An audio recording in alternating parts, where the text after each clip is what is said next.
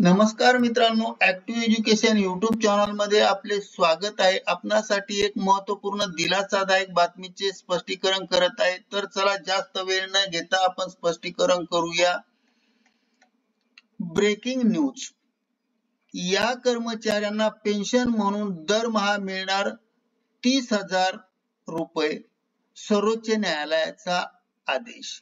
या संदर्भाने बातमीचे शीर्षक आहे, आता या कर्मचाऱ्यांना पेन्शन म्हणून दरमहा मिळणार रुपये 30,000. सर्वोच्च न्यायालयाचा आदेश. Pension supreme pension court. October 2022 ची बाय ऍडमिन कडून प्राप्त झालेली बातमी असून या बातमीचे आपण स्पष्टीकरण करत आहे.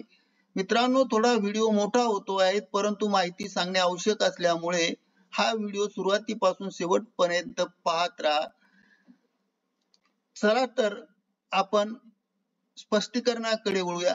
भारतातील निवृत्ती वेतन व्यवस्था गेल्या काही दशकांमध्ये अनेक बदलामुळे बदलून गेली आहे. या बदलामध्ये सर्वात मोठा बदल म्हणजे 2004 मध्ये जुन्या पेन्शन ऐवजी ओल्ड पेन्शन ऐवजी नवी पेन्शन योजना न्यू पेन्शन स्कीम लागू करणे हा आहे. या बदलाने सरकारी कर्मचाऱ्यांच्या निवृत्तीवर मोठा प्रभाव आहे. ओपीएस पुनर्लागू करण्याची शक्यतेबद्दल चर्चा. जुनी पेन्शन बाबत. जुनी पेन्शन योजना ओपीएस ही 2004 पूर्वी भारतात लागू असलेली निवृत्ती वेतन प्रणाली आहे. ही योजना सरकारी कर्मचाऱ्यांना एक पारिभाषिक लाभ पेन्शन योजना प्रदान करत असते. या योजनेअंतर्गत निवृत्त कर्मचाऱ्यांना त्यांच्या शेवटच्या वेतनाच्या 50% रक्कम म्हणून मिळत असे.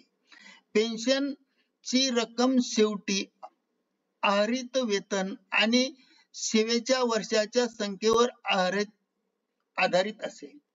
आता ओपीएस चे प्रमुख वैशिष्ट्ये पाहूया. मी फक्त हेडिंग वाचतो आहे, तुम्ही नंतर आरामाने स्टॉप करून मुद्दे वाचून घ्या. ओपीएस चं प्रमुख वैशिष्ट्य: 1. गॅरंटेड पेन्शन योजना. 2. पारिवारिक पेन्शन योजना. 3. महागाई भत्ता. 4. सरकारच्या आर्थिक बोजा. या प्रमुख वैशिष्ट्ये असून जुन्या पेन्शन योजनेचे उद्दिष्टे सुद्धा काही आहे. ते उद्दिष्टे मी आपणास सांगतो आहेत. सेवानिवृत्ती, आर्थिक स्थिरता. ओपीएस या सुनिश्चित करीत असे की निवृत्ती वेतनांना त्याच्या संपूर्ण आयुष्यभर एक निश्चित मासिक पेन्शन मिळेल, जे सेवानिवृत्तीनंतर प्रदीर्घ काळ आर्थिक स्थैर्य प्रदान करून देईल. म्हणजे ही गॅरंटेड पेन्शन योजना आहे. ओपीएस ही गॅरंटेड पेन्शन योजना असून कर्मचाऱ्यांच्या शेवटच्या आहरित वेतनाच्या आणि सेवेच्या वर्षाच्या संख्येवर आधारित गणना केली जाते. त्यामुळे अंदाजित पेन्शन सुनिश्चित असते. उत्तरजीवी लाभ. ओपीएस मृत कर्मचाऱ्यांच्या आश्रित कुटुंबाचा पेन्शन देखील प्रदान करत असते की ज्यामुळे त्यांच्या कुटुंबाला आर्थिक मदत मिळत असे. महागाई संरक्षण. ओपीएस अंतर्गत पेन्शन धारकांना सामान्यतः महागाईशी जुळून घेण्याची वेळोवेळी सुधारित माहिती केली जाते, जमा केली जाते आणि सुधारित महागाई भत्ताही सुद्धा मिळतो, ज्याप्रमाणे निवृत्ती व्यक्तींना वाढत्या जीवनमानाच्या खर्चाचा सामना करण्यास मदत होते. सरकारी कर्मचाऱ्यांची स्थिरता. यामुळे सरकारी कर्मचाऱ्यांमध्ये ओपीएस सरकारी कर्मचाऱ्यांना स्थिरता आणि आश्वासनाचा भावना प्रदान करत असते की बाजारातील चढ उताराच्या परिणामानुसार स्वतंत्र राहून त्यांच्या कामाच्या वर्षानंतर आर्थिक सहाय्य मिळत असते. जुनी पेन्शन योजनेकडून संक्रमण नवीन पेन्शन कडे कसे झाले, म्हणजे नवीन पेन्शन योजनेकडे संक्रमण आपण पाहूया. 2004 मध्ये भारत सरकारने जुनी पेन्शन योजने ऐवजी नवीन पेन्शन योजना एनपीएस सुरू केली. एनपीएस ही एक अंशदायी पेन्शन योजना आहे, ज्यामध्ये कर्मचारी आणि सरकार या दोघांनाही पेन्शन निधीमध्ये योगदान देतात आणि अंतिम देय रक्कम निधी कामगारांवर अवलंबून असते. या बदलाचे प्रमुख मुख्य कारण मी हेडिंग वाचतो आहे, तुम्ही बाकीचे पाहू शकता. आर्थिक स्थिरता. ओपीएस मुळे सरकारचा मोठा आर्थिक बोजा वाढतो, ज्यामुळे दीर्घकाळात टिकाऊ नसतो. जबाबदारीचे वितरण. एनपीएस मध्ये कर्मचाऱ्यांना त्यांची निवृत्ती योजनेत सहभागी करून घेतले जाते. 3. गुंतवणुकीची संधी. एनपीएस कर्मचाऱ्यांना त्यांच्या पेन्शनचा निधी गुंतवणूक अधिक नियंत्रण देते. जुनी पेन्शन योजनाची लागू करण्याची मागणी. म्हणजे जुनी पेन्शन योजना पुन्हा परत लागू करण्यासाठी वेळोवेळी झालेल्या प्रयत्नानुसार एनपीएसच्या अंमलबजावणीनंतर अनेक सरकारी कर्मचारी संघटनेने उठाव केले, अनेक संप झाले, मोर्चे झाले, बैठका झाले, अहवाल झाले, परंतु सरकारी कर्मचाऱ्यांनी ओपीएसची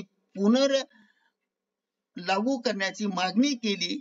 त्यामध्ये एनपीएसची पुरेशी सुरक्षितता प्रदान करत नाहीत आणि निवृत्ती नंतरच्या उत्पन्नात अनिश्चितता असते आणि यामुळे या मागणीस काही राज्य सरकारने प्रतिसाद दिला. राजस्थान, छत्तीसगड, हिमाचल प्रदेश यासारख्या बिगर भाजप शासित राज्यांनी आधीच ओपीएस योजना सुरू केली आहे. मात्र केंद्र सरकारने ओपीएस परत आणण्याचे कोणतेही संकेत दिले नाही. याबाबत आर्थिक बोजा वाढण्याची चिंता व्यक्त केली. सर्वोच्च न्यायालयाने या संदर्भात काय आदेश दिला तोही आपण पाहूया. ओपीएसच्या लागू करण्याच्या मुद्द्यावर सर्वोच्च न्यायालयाने आत्ताच एक मुख्य आदेश महत्वाचा दिला.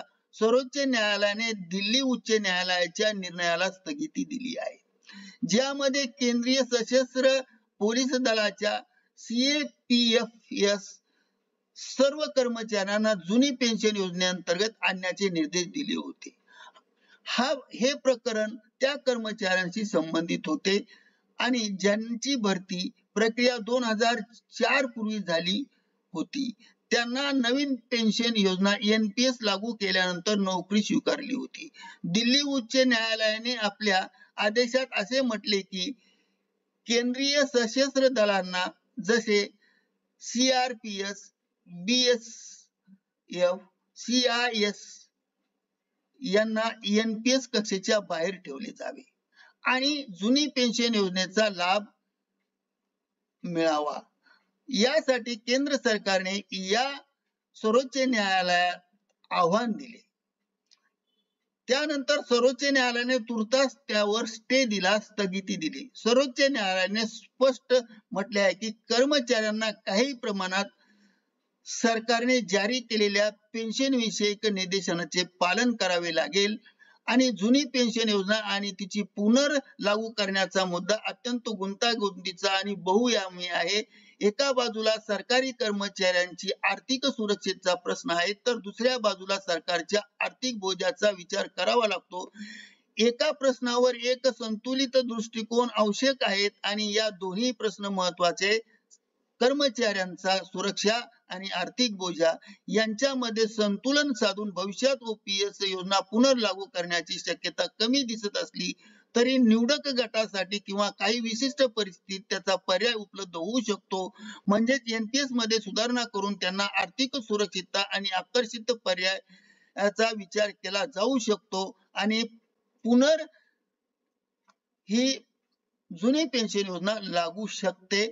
करिता ऍक्टिव्ह एज्युकेशन युट्यूब चॅनलने हा व्हिडिओ व्हायरल केला आहे. मित्रांनो, आपणास आवडल्यास लाईक, शेअर आणि सबस्क्राईब करायला विसरू नका. Thank you very much. Lot of thanks.